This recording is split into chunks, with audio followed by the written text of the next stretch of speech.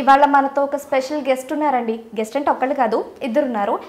కాకపోతే వీళ్ళిద్దరి గురించి చెప్పే ముందు ఇంకొక పర్సన్ గురించి చిన్న మాట చెప్తాను.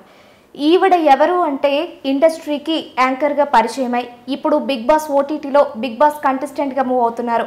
ఆవిడే మరెవరో కాదు, శ్రవంతి చొక్కారపు. ప్రెసిడెంట్ గారి పెళ్ళంలాగా యాంకరమ్మ గారి హస్బెండ్, అలాగే అమ్మలా చూసుకునే అత్తమ్మ ఇప్పుడు మనతో ఉన్నారు. సో వాళ్ళతో మాట్లాడి మీకు నాకు తెలియని బోల్డ్ విషయాలు ఇప్పుడు అడిగి తెలిసేసుకుందాం. హలో అన్న. నమస్తే అమ్మ. ఎలా ఉన్నారు? ఎలా ఉన్నారన్న? ఆల్ గుడ్ అండి. All good. ఎలా అనిపిస్తుంది? చాలా తక్కువ మందికి వస్తుంది కదా ఇలాంటి ఛాన్స్. అంటే ఇంతకుముందు సీజన్స్ చూసుకుంటేనేమో జస్ట్ 1 hour 2 hours మాత్రమే అలా చూపించేవాళ్ళు. ఇప్పుడు బిగ్ బాస్ ఓటీటీ అంటే నాన్ స్టాప్. ఎలా అనిపిస్తుంది మీకు శ్రవంతి అక్క అక్కడ ఉండడం? అంటే తను లేకపోయినా కానీ తను చూస్తున్నట్టే ఉందండి. తన ప్రెజెన్స్ నా పక్కన ఉన్నా లేకున్నా కానీ ఎదురుగా నా ముందు కనబడుతూనే ఉంది తను. ఓకే, మీ పక్కన లేకపోయినా మీరు మిస్ అవ్వట్లేదా? ఎందుకు అవుతానండి? అది 24 hours ప్లాట్ఫామ్ కాబట్టి నేను చూస్తూనే ఉంటాను తను. ప్రెజెన్స్ లేదు కాబట్టి కొద్దిగా ఉంటుంది పెయిన్, కాకపోతే చూస్తూనే ఉన్నాను కదా, కొద్దిగా హ్యాపీ ఉందండి. పర్లేదు అనిపిస్తుంది. పర్లేదు, మరి బాగా కాకుండా. బాగా కాకుండా. ఓకే అమ్మ, మీకు ఎలా అనిపిస్తుంది? నాకు కూడా అలాగే ఏదో వెల్తిగా ఉంటుంది. అదే ఏంటంటే ఇంట్లో చేస్తూ పని చేస్తూ పాటలు పాడేది అది లేదు నాకు. ఒకసారి బిగ్ బాస్లో పాడితే నాకు కొంచెం సాటిస్ఫాక్షన్గా ఉంటుంది. అది ఏ పని చేస్తున్నా ఏదో పాట పాడుతూ చేస్తుంది అనమాట. అది ఏదో వెల్తిగా ఉంది నాకు. బిగ్ బాస్లో ఒకసారి నా పాడుతుందేమో అని నేను చూస్తూ ఉన్నాను. ఏంటన్నా నాకు వినిపిస్తుంది. ఇంట్లో బాగా పాటలు పాడతారా? పని చేసుకుంటూ ఏదో కొన్ని రాగాలు తీస్తూ ఒక్కొక్కసారి దానికి మూడు ఉంది అనుకో పాడేస్తూనే ఉంటుంది. ఎవరు ఉన్నా కూడా చూసుకోదు, పాడుతుంటుంది అనమాట. అది మిస్ అవుతున్నాను నేను. ఓకే అన్న, కొంచెం సేపు బిగ్ బాస్ గురించి, బిగ్ బాస్లో గేమ్ గురించి, శ్రవంతి గారి గురించి పక్కన పెడదాం. ఫస్ట్ మీ బ్యాక్గ్రౌండ్ గురించి, శ్రవంతి గారి బ్యాక్గ్రౌండ్ గురించి మీ మాటల్లో. నేను నార్మల్ జాబ్ హోల్డర్ అండి. నాది డైలీ యాక్టివిటీ వచ్చేసి మార్నింగ్ లేస్తాను, కొద్దిగా వర్కౌట్ చేస్తాను, జిమ్కి వెళ్తాను. అలానే మళ్ళీ జాబ్ అయిపోయిన తర్వాత మళ్ళీ శ్రవంతితో కొద్దిగా టైం స్పెండ్ చేసి ఫ్యామిలీ మెంబర్స్తో టైం స్పెండ్ చేసి, ఇదే నా డైలీ యాక్టివిటీ. ఫ్యామిలీ గురించి అంటే మా ఇంట్లో నేను, మా మదర్, మా ఫాదర్, శ్రవంతి, ఇంకా అక్కి, ఇది మా ఫ్యామిలీ. ఓకే, శ్రవంతి గారి ఫ్యామిలీ బ్యాక్గ్రౌండ్ గురించి. శ్రవంతి గారి ఫ్యామిలీ బ్యాక్గ్రౌండ్ అంటే సేమ్ నేను ఏదైతే చెప్పానో సేమ్ అదే తన ఫ్యామిలీ. ఇంకా ఇప్పుడు అంటే నేను అడిగేది పేరెంట్స్ గురించి. వాళ్ళ parents I mean complete Rayalaseema వాళ్ళది. సో అక్కడ ఉంటారు వాళ్ళు. వాళ్ళతో ఓన్లీ అప్పుడప్పుడు రేర్లీ తను ఫోన్లో మాట్లాడడం నేను చూస్తూ ఉంటాను. ఓకే, అంటే మరి మీది ప్రాపర్ ఎక్కడన్నా? మాది హైదరాబాద్, తెలంగాణ. అవునండి. ఓకే, మీరు చూస్తే తెలంగాణ అబ్బాయి, శ్రవంతి గారు చూస్తే ఆంధ్ర అమ్మాయి. ఎలా మ్యాచ్ అయింది మీ ఇద్దరికి? అసలు ఎక్కడ పరిచయం అయింది? ఎలా మీ ఇద్దరి మధ్య ఎలా? ఒక్కసారి అది డెస్టినీ అనుకోండి, ఇంకా అది రాసి పెట్టుంది, అది అయిపోయింది. అది అంటే ఎక్కడ పరిచయం, ఎలా పరిచయం అయ్యారు, ఎక్కడ పరిచయం అయ్యారు? అంటే అది ఫ్రెండ్ త్రూ అండి. One of my friend through తను పరిచయం అవడం జరిగింది.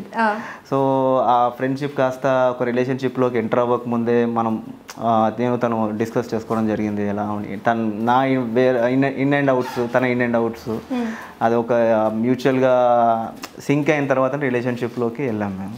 అవునండి. వెళ్ళిన తర్వాత ఓకే, ఎన్ని ఇయర్స్కి మీ ఇద్దరి మధ్య లవ్ అనేది ఫ్రెండ్షిప్ నుంచి లవ్కి కన్వర్ట్ అయింది?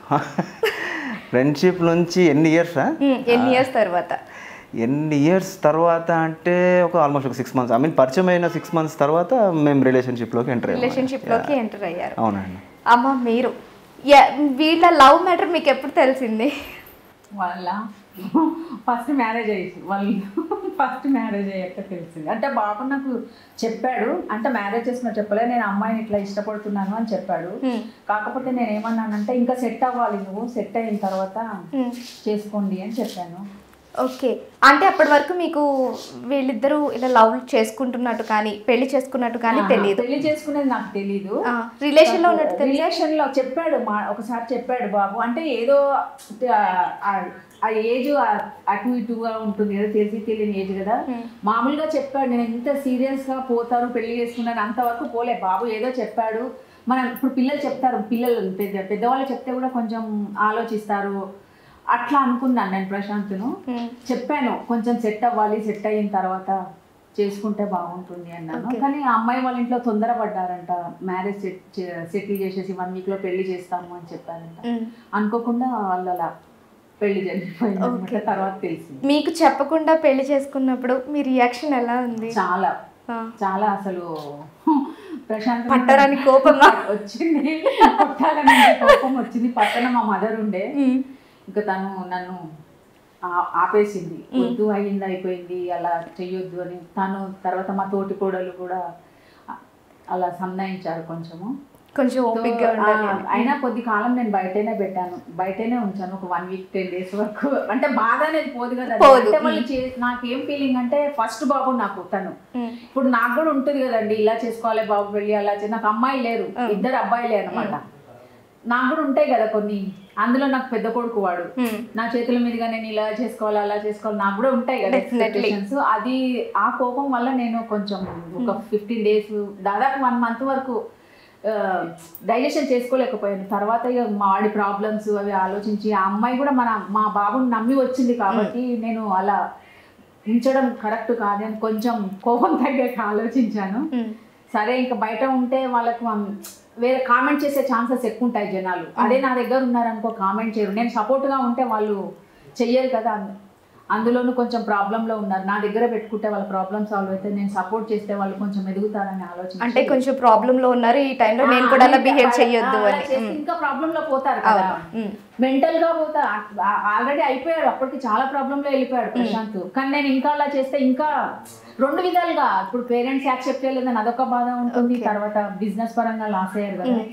నేను చేరదీయడమే నాకు మంచిది, నేను చేరదీయడం వల్ల వాళ్ళు పైకి వస్తారు, వాళ్ళ కొంచెం సపోర్ట్ అనేది ఉంటుంది. కామెంట్ చేసే వాళ్ళకు కూడా చెయ్యరు కదా, అలా వాళ్ళకు కూడా ఒక విలువ అనేది ఉంటుంది. నా దగ్గర పెట్టుకుంటారా వీళ్ళ కోడలు వీళ్ళ కొడుకు అలా బయట ఉంచింది అనుకో, తల్లిదండ్రులకు చెప్పకుండా చేసేసుకున్నారని వేరే వాళ్ళు కూడా వాళ్ళు కామెంట్ చేస్తారా, వీళ్ళకేంది రెస్పెక్ట్ ఇచ్చేది అట్లా ఉంటుంది.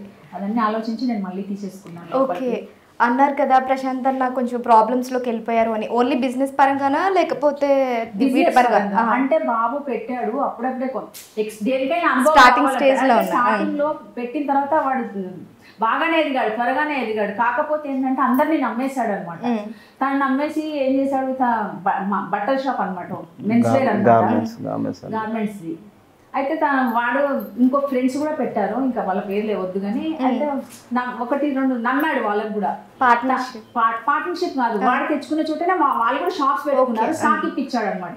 ఒకసారి 2 సార్లు కట్టాడు. సరే కడుతున్నారు కదా, ఇంకా కొంచెం పెద్ద మొత్తంలో ఇప్పించేసరికి వాళ్ళు హ్యాండ్ ఇచ్చి కాంటాక్ట్ లేకుండా వెళ్ళిపోయారు, నమ్మించి మోసం చేశారు. అలా ప్రాబ్లమ్స్ లోకి వెళ్ళిపోయాడు అనమాట బాబు. చాలా చాలా పెద్ద మొత్తంలో పోయాయి. అట్లా అలాంటి టైంలో మీరు కూడా ఇలా బిహేవ్ చేయొద్దు అని చేయడం బెస్ట్ అనిపించింది నాకు. ఒక తల్లిగా అంటాము కానీ మళ్ళీ తల్లి మనసు ఊరుకోదు కదా. అందులో అమ్మాయి పేరెంట్స్ ని వదిలేసి వచ్చిందంటే ఆ బాధ ఏందో నాకు కూడా తెలుసు, మనం కూడా అర్థం చేసుకోవాలి కదా. ఫస్ట్ ఆఫ్ ఆల్ మీరు నన్ను అండి అనొద్దు, నేను కూడా మీ కూతురు లాంటి దాన్ని కదా.